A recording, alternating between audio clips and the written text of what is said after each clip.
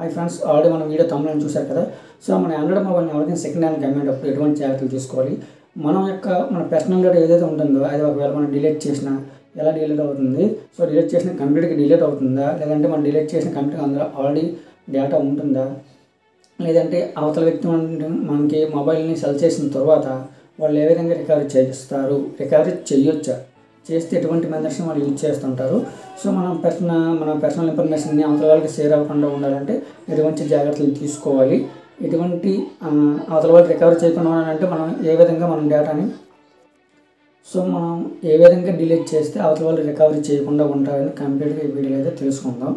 So దానికంటే ముందు ఈ వీడియోలో ఏ టాపిక్స్ కవర్ చేస్తారంటే, సో ఫస్ట్ ఆఫ్ ఆల్ అసలు ఆండ్రాయిడ్లో లేదా మొబైల్ లేదా ల్యాప్టాప్స్లో మన ఆండ్రాయిడ్ మొబైల్స్లో ఏ విధంగా డేటా అనేది స్టోర్ అవుతుంది అనేది కంప్లీట్గా ఏ విధంగా డేటా అనేది స్టోర్ అవుతుంది, అలాగే మనం డిలీట్ చేసినప్పుడు ఆ డేటా ఏమవుతుంది, నిజంగా డిలీట్ అవుతుంది, వేరే దగ్గర స్టోర్ అవుతుందా, ఒక కంప్లీట్గా డిలీట్ చేయాలంటే రీసైక్లబుల్ని మనం డిలీట్ చేసినప్పుడు కూడా సో అది డిలీట్ అవ్వకుండా అయితే ఉంటుంది. దాన్ని ఏ విధంగా డిలీట్ చేయాలి, ఎవరికైనా మొబైల్ అమ్మేటప్పుడు ఎటువంటి జాగ్రత్తలు తీసుకోవాలి, మన యొక్క పర్సనల్ ఇన్ఫర్మేషన్ వాళ్ళు కొన్ని టూల్స్ని యూజ్ చేసి రికవరీ చేయకుండా ఉండాలంటే ఏం చేయాలని కంప్లీట్గా వీడియోలో తెలుసుకుందాం. అలానే ఎటువంటి టూల్స్ని యూజ్ చేయాలి, అసలు డేటా ఏ విధంగా స్టోర్ అవుతుందని మొత్తం ఈ వీడియోలో కవర్ చేస్తాం అన్నమాట. సో ఫస్ట్ ఆఫ్ ఆల్ అసలు ఫైల్ సిస్టంలో ఫైల్స్ ఏ విధంగా స్టోర్ అవుతుందని కొన్ని ఎగ్జాంపుల్స్ అయితే నేను చెప్తాను. సో ఇంట్రెస్ట్ ఉంటే వీడియోని ఫస్ట్ ఆఫ్ చూడండి. లేదు సో మొబైల్లో డేటా రికవరీ చేయకుండా ఎటువంటి జాగ్రత్తలు తీసుకోవాలని ఓన్లీ ఆ టాపిక్ కొంచెం మీరు తెలుసుకోవాలనుకుంటే వీడియో ఆఫ్ తర్వాత చూడండి. సో సెకండ్ హాఫ్ మాత్రమే చూడండి. ఫస్ట్ హాఫ్లో ఏంటంటే అసలు ఫైల్ సిస్టమ్ ఏ విధంగా వర్క్ అవుతుంది. సపోజ్ మన ఆండ్రాయిడ్ మొబైల్ లేదా పీసీలో ఫైల్స్ ఏ విధంగా స్టోర్ అవుతుందంటే మనకు తెలిసిందే, ఫొటోస్ అండ్ వీడియోస్ అయితే .mp4 అని, ఫొటోస్ అయితే JPG అని, అలాగే MP3 అంటే సాంగ్స్ అని, డాక్యుమెంట్స్ అని, చాలా ఒక్కొక్క ఫార్మాట్లో అయితే స్టోర్ అవుతుంది. అవంతా ఒక దగ్గర స్టోర్ అవుతుంది అన్నమాట. అది ఏ విధంగా అంటే ఒక ఫైల్స్ రూపంలో మనం చేసిన బైనరీ టైప్లో బైనరీ కోడ్లు అయితే స్టోర్ అవుతుంది. 1s and 0s అవన్నీ మనకు అనవసరం. సో బేసిక్గా చెప్పుకోవాలంటే ఆ విధంగా స్టోర్ అవుతుంది. సో స్టోర్ అయిన డేటా అనేది తిరిగి తీసుకోవాలనుకోండి డైరెక్ట్గా మనం తీసుకోలేమంట. సో అది స్టోర్ అవుతుంది ఎప్పుడైతే మన ఆండ్రాయిడ్ మొబైల్ ఆన్ చేస్తామో. సో ఆన్ చేసిన వెంటనే సపోజ్ ఫైల్ మేనేజర్ ఓపెన్ చేసినా, ఏదైనా గ్యాలరీ ఓపెన్ చేసిన వెంటనే మనకి ఏమవుతుందంటే సో అందులో ఉన్న డేటా అనేది డైరెక్ట్గా మనకు కనిపించదు. ఆండ్రాయిడ్ ఆన్ చేసిన వెంటనే అది ఒక ఇండెక్స్ని క్రియేట్ చేసుకుంటుంది అన్నమాట. ఒక ఇండెక్స్ని మనకు ఫార్మాట్ని క్రియేట్, సో మనం ఏదైతే డేటా ఉంటుందో ఇండెక్స్ రూపంలో ఉంటుందన్నమాట. సో మనం ఆన్ చేసిన వెంటనే మన గ్యాలరీ ఓపెన్ చేసినా, లేదంటే ఫేస్బుక్ ఓపెన్ చేసినా, లేదంటే వీడియో ప్లేయర్ ఓపెన్ చేసిన, ఏదైనా సరే ఇండెక్స్ నుండి ఫేస్బుక్ కాదు, సో గ్యాలరీ ఓపెన్ చేసిన, MX ప్లేయర్ ఓపెన్ చేసిన, వీడియో ప్లేయర్ ఓపెన్ చేసిన ఇండెక్స్ నుండి ఉన్న డేటా మాత్రం అక్కడ కనిపిస్తుంది. అసలు ఇండెక్స్ ఏంటి సపోజ్ నోట్బుక్ ఉంది. నోట్బుక్లో ఎవ్రీ చాప్టర్స్ ఏ చాప్టర్స్ ఉన్నాయి, ఏ చాప్టర్లో ఏ టాపిక్స్ ఉన్నాయి, సబ్ టాపిక్స్ అనేది ఫ్రంట్ పేజ్లో ఒక ఇండెక్స్ ఉంటుంది మనకి. Chapter 1 page number, chapter 2 page number, chapter 3 and page number, sub topics అని పేజెస్తో సహా ఉంటుంది అన్నమాట.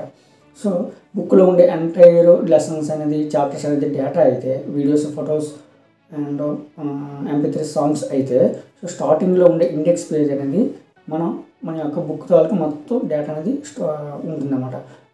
దాన్ని రెఫర్ చేసుకొని మనం ఒక్కొక్క ఏ పేజ్కి వెళ్ళాలి, ఏ ఐటమ్ ఏ చాప్టర్ కావాలి, ఏ లెసన్ కావాలంటే మనం డైరెక్ట్గా పేజ్ నెంబర్తో ఒకేసారి వెళ్ళచ్చు. అన్నీ చెక్ చేయాల్సిన అవసరం ఉండదన్నమాట.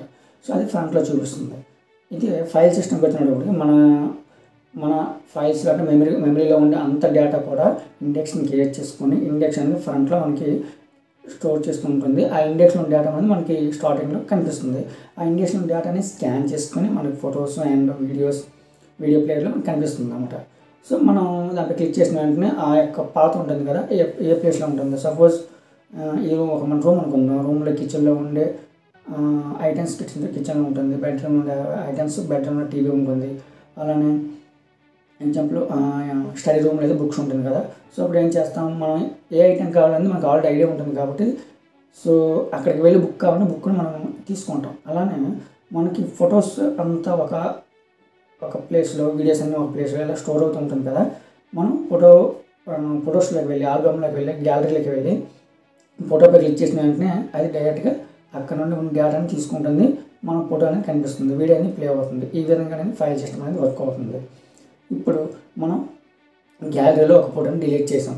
డిలీట్ చేసిన వెంటనే ఏమవుతుంది, డిలీట్ చేసిన వెంటనే అందులో ఉన్న డేటా అనేది డిలీట్ అవ్వదు. సో మనకి 110 సపోజ్ మనకి 64 GB స్టోరేజ్ ఉందనుకుందాం మన ఆండ్రాయిడ్ మొబైల్లో. మనం ఒక 30 GB డేటాని డిలీట్ చేసాం. డిలీట్ చేసిన వెంటనే అది ఇండెక్స్ని మాత్రం డిలీట్ చేస్తుంది. ఇండెక్స్ అంటే మనం చెప్పుకున్నట్టుగా బుక్లో ఉండే ఫస్ట్ పేజ్ని చింపేస్తుంది అనమాట. సో ఆ ఇండెక్స్ ఉండదు. ఇండెక్స్ లేనప్పుడు ఈ మనం వచ్చేసి గ్యాలరీలు, వీడియో ప్లేయర్లు ఏమవుతుందంటే ఇండెక్స్ ఏదైతే ఉందో అవి మాత్రమే స్కాన్ చేస్తుంది కదా, ఇండెక్స్ లేనప్పుడు మనకు చూపించదు. సో కంప్లీట్గా డిలీట్ అయితే అవ్వదు. మనకి ఫైల్ సిస్టమ్ విధంగా వర్క్ అవుతుంది. అది ఒక ప్లేస్లో ఉండిపోతుంది అనమాట. అంటే సో మన ఆండ్రాయిడ్ మొబైల్లో ఒక పర్టికులర్ ప్లేస్లో ఉండిపోతుంది. అదేవిధంగా ఏమవుతుందంటే రీసైకిల్ బిన్లో స్టోర్ అవుతుంది కదా అనుకోవచ్చు. రీసైకిల్ బిన్లో కూడా ఆ ఇండెక్స్ అనేది అక్కడ మూవ్ అవుతుంది. మూవ్ అయినప్పుడు మనం ఆ రీసైకిల్ బిన్లోకి వెళ్ళి రీసెంట్లీ డిలీటెడ్ ఫైల్స్లోకి వెళ్ళి అక్కడ డిలీట్ చేసినప్పుడు ఏమవుతుందంటే ఇక్కడ ఉన్న ఇండెక్స్ అనేది అక్కడ మూవ్ అవుతుంది కదా, ఆ ఇండెక్స్లో క్లియర్ అయిపోతుంది అన్నమాట. సో ఇండెక్స్ మొత్తం క్లియర్ అవుతుంది కానీ డేటా అనేది క్లియర్ అవ్వదు. ఓకే, ఇప్పుడు మనం రెండిట్లు డిలీట్ అయిపోయింది. సో డేటా క్లియర్ అవ్వలేదు అంటాం కదా, కొత్త డేటా ఇన్సర్ట్ చేసినప్పుడు ఏమవుతుంది? సో డిలీట్ అయినవన్నీ ఒక ప్లేస్లో ఉంటాయి, ఇండెక్స్ లేనివి. సో నార్మల్గా ఉన్న ఫొటోస్ అన్నీ మా దగ్గర ఉంటాయి. ఇప్పుడు మనం కొత్తగా 30 GB డిలీట్ చేసాం కదా, 30 GB ఖాళీగా ఉంది, 30 GB ఫిల్ అయ్యి ఉంది.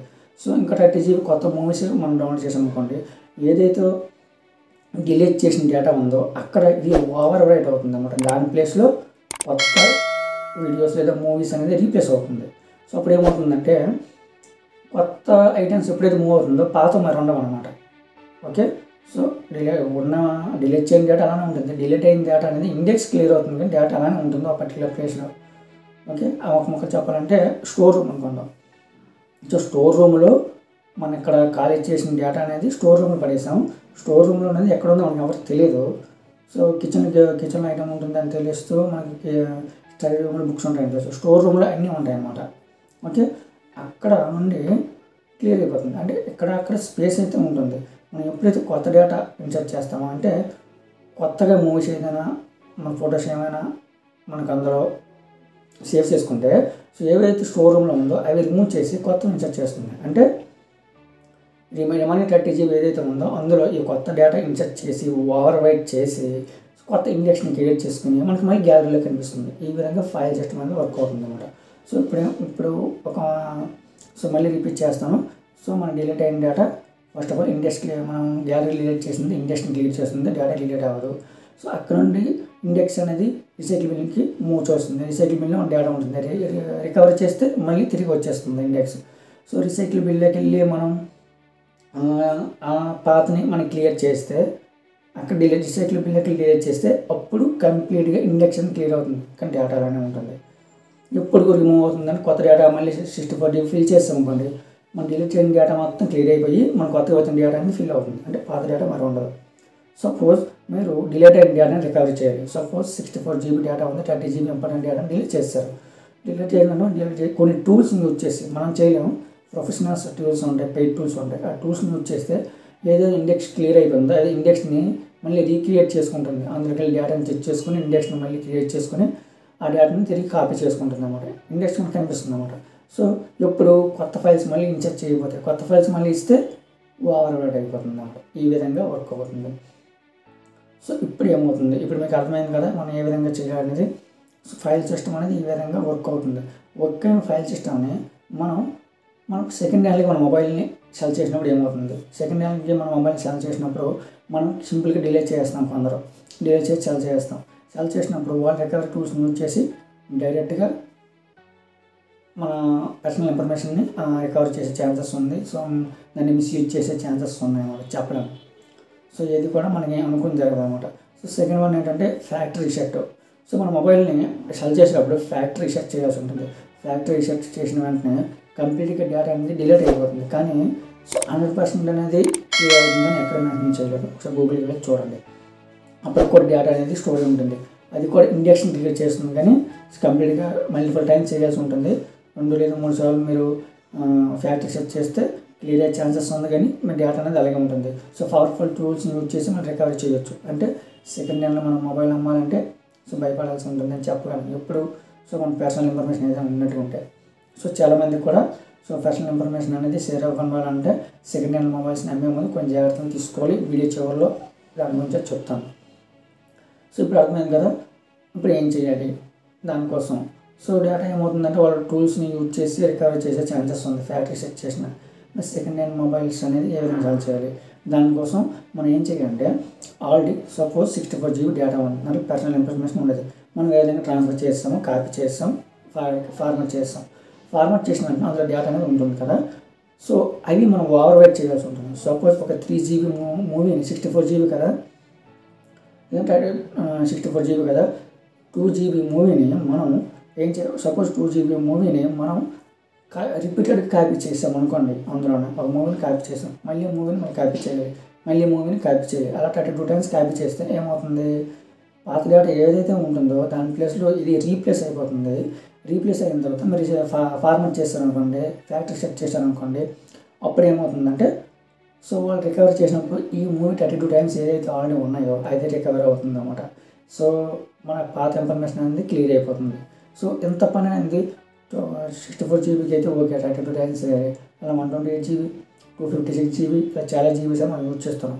అప్పుడు మనం ఏం చేయాలి, సో దానికోసం కొన్ని యాప్స్ అయితే ఉన్నాయి.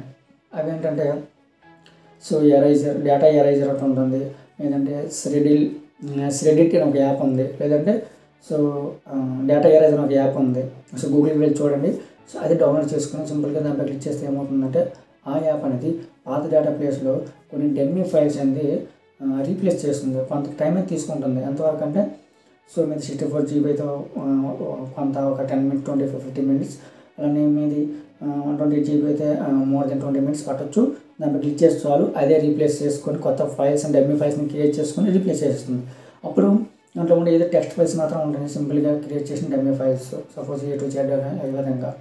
సో అప్పుడు తర్వాత ఆ ఫైల్తో మనం డేటాని అరేంజ్ చేసిన తర్వాత ఇప్పుడు మనం ఫ్యాక్టరీ సెట్ చేసాం అనుకోండి, సో క్లియర్ అయిపోతుంది కదా, కొత్త మొబైల్స్ అయిపోతుంది కదా. ఇప్పుడు అది మనం సెలెక్ట్ చేసిన తర్వాత ఎవరికైనా సో ప్రొఫెషనల్ టూల్స్ యూజ్ చేసి రికవర్ చేసిన ఏమవుతుందంటే ఏదైతే డెమ్మీ ఫైల్స్ ఉంటుందో ఆ డెమ్మీ ఫైల్స్ మాత్రమే రికవరీ అవుతుంది. వాళ్ళకి డెమ్మీ ఫైల్స్ మాత్రం కనిపిస్తుంది అన్నమాట. సో వాళ్ళకి ఒరిజినల్ ఫైల్స్ కనిపించదు. సో ఈ విధంగా మనం ఎవరైతే సెకండ్ హ్యాండ్ మొబైల్ యూజ్ చేస్తామో సో ఈ విధంగా చేసుకోండి. అలానే ఈ వీడియోలో నేను ఏ విధంగా ఫైల్ సిస్టమ్ వర్క్ అవుతుంది, సో ఏ విధంగా డిలీట్ అవుతుందని కంప్లీట్గా ఎక్స్ప్లెయిన్ చేశాను. అలానే మన మొబైల్స్లో ఏ విధంగా డిలీట్ చేయాలంటే ఏ యాప్స్ యూజ్ చేయాలని కూడా ఎక్స్ప్లెయిన్ చేశాను. అలానే సో మీకు కావాలంటే నెక్స్ట్ వీడియోలో సో ఆ శ్రెడిట్ అండ్ ఈ ఎరైజర్ యాప్ గురించి కంప్లీట్గా అయితే వీడియో అనేది చేస్తాను. సో ఆ వీడియో ఎవరికైనా కావాలనుకుంటే కామెంట్లో కామెంట్ చేయండి. వీడియో నచ్చినటువంటి వీడియోని లైక్ చేయండి. ఇలాంటి మరిన్ని వీడియోస్ కోసం ఛానల్ని ప్లీజ్ సబ్స్క్రైబ్ చేసుకోండి. Thank you.